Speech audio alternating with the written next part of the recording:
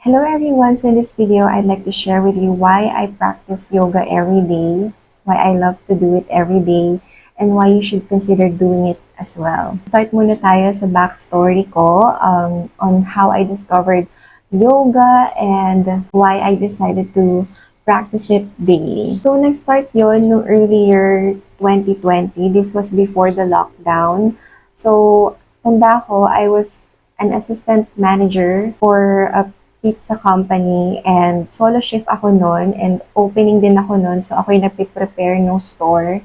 And then, kailangan kong buhatin yung isang tray ng dough from the freezer to the preparation area. And then, nung binuhat ko na siya, and then nung nilagay ko na siya doon sa preparation area, biglang naramdaman ko na, oh my gosh, I'm officially a tita kasi ang sakit ng likod ko. So, thankfully, hindi na siya nangyari ulit. But I know at the back of my head na I needed to do something about it. Pero, hindi ko muna inisip kung anong pwede kong gawin about doon. Sabi ko, hala, parang feeling ko dapat hindi muna ako masyadong magbubuhat kasi ang sakit ng likod ko. And then, a few weeks later, wala ako masyadong ginawa. And then, biglang nag-lockdown.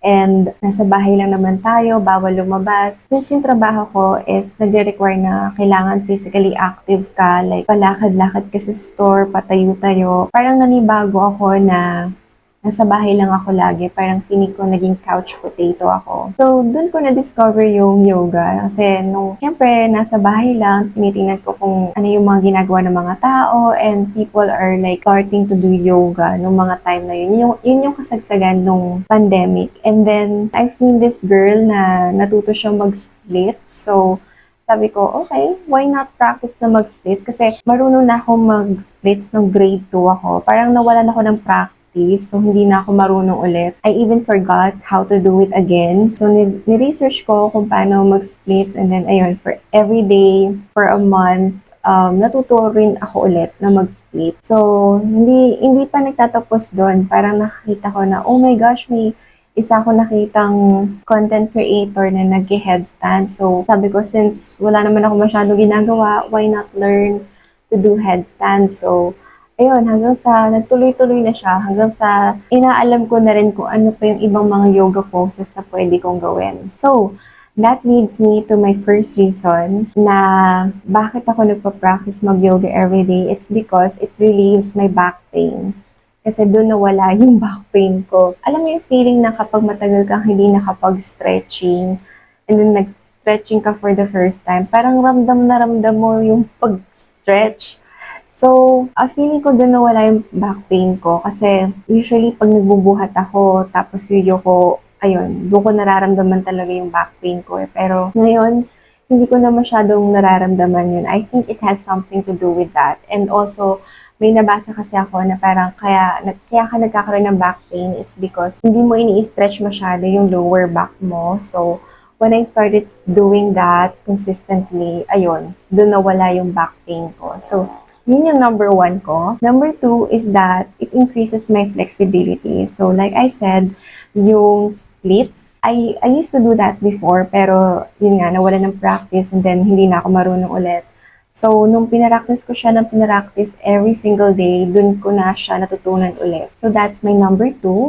My third reason kung bakit ako nagpa-practice ng yoga every day, it's because it improves my mobility. So, medyo nakakalito to. Iba yung mobility sa flexibility. Yung flexibility is more like lengthening yung muscles mo. And then yung mobility is like yung ability nung joints mo to move through a range of motion. So, medyo nakakalito. Pero I feel na marami akong nagagawang movements na mas madali sa akin ngayon compared dati. Like yun nga, yung pagyuyo ko, minsan mahirap siya sa akin. Pero ngayon, I can do it now. And minsan yung paggiliyad, medyo mahirap siya sa akin before. Pero ngayon, madali na siya sa akin. So, yun nga, kaya ko rin inaaraw-araw kasi nga, minsan, pag matagal ka na walang practice, biglang bumabalik ka sa dati. So, you have to do it consistently. My next reason kung bakit ko pinapractice yung yoga is it improves my balance. So,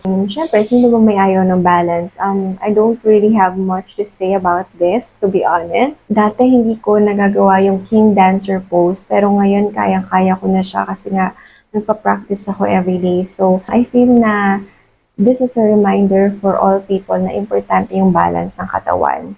Number 4 is that it builds strength without exerting so much effort. As you can see, yung mga baby crow pose, usually nakaka-build siya ng balance. It strengthens yung arms mo kasi you're relying on the strength of your arms. And also, yung pag-dancer pose mo, it strengthens yung ankles mo and yung legs mo, diba? So, it builds strength without exerting more effort kasi that's what I love about yoga. Parang kahit hindi ka masyadong mag-exert ng effort, parang it still builds some strength. Another reason is that it challenges me in a way na akala ko hindi ko kaya yung pose, pero yun pala, kaya ko pala. So don't ever think na hindi ka masyadong flexible kasi you just need practice. Don't ever think na kaya ka hindi ka mag-yoga is because hindi ka flexible when it's the other way around. Kailangan mo mag-yoga para maging flexible. Nakakatuwa kasi dati hindi ako marunong nung headstands, nung splits, hindi ako marunong nung king dancer pose, hindi ko kaya yung king pigeon pose, hindi ko kaya yung super soldier pose, pero ngayon nagagawa ko na siya kasi ayun, nagpa-practice nga ako every single day. Another reason why I love doing yoga is because it improves my focus. So, syempre pag nag-headstand ka, kailangan focus ka eh. Kailangan meron kang presence of mind kasi kung hindi, babagsak ka, di ba? I love that it improves my focus. Next is it also improves my patience. Kasi there are some times na feeling ko, nagmamadali ako lagi na kailangan matutunan ko na tong pose na to. Pero I realize na as I continue along with this yoga journey, tinetest na yung patience ko na some poses, matutunan mo siya in weeks and some poses, matutunan mo siya in years. So ako natutunan kong mag-split, siguro 1 month lang, pero natutunan kong mag-headstand siguro mga 3 months, and natutunan kong mag-super soldier pose after 2 years. So iba-iba talaga yung timeline, bawat pose, pero nakakatuwa kasi over time, meron kang growth and ayun, masaya na may natututunan kang bagong pose. Another reason why I love yoga is that you don't need any tools to start. You don't even need a yoga mat. Kung meron kang bed, doon ka mag-practice sa bed mo. Ideally, syempre, mas maganda na meron kang mga tools. Pero if you don't have one, then just start with having a bed or mag-start ka sa floor. Very beginner-friendly siya. I honestly haven't attended any yoga class yet. So, self-taught lang talaga ako. So, I feel na it's really beginner-friendly. Another reason why I love doing yoga is because it releases tension, especially dito sa shoulders ko. Kasi, feeling ko I have a lot of tension here.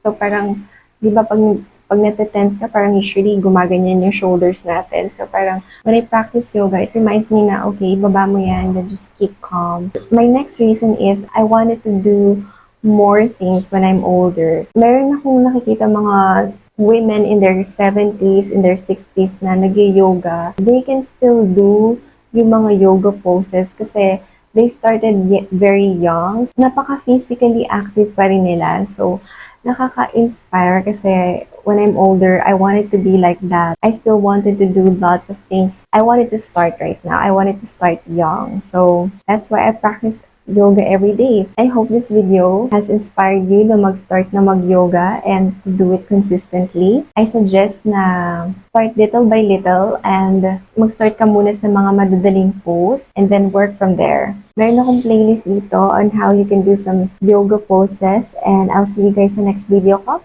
Bye!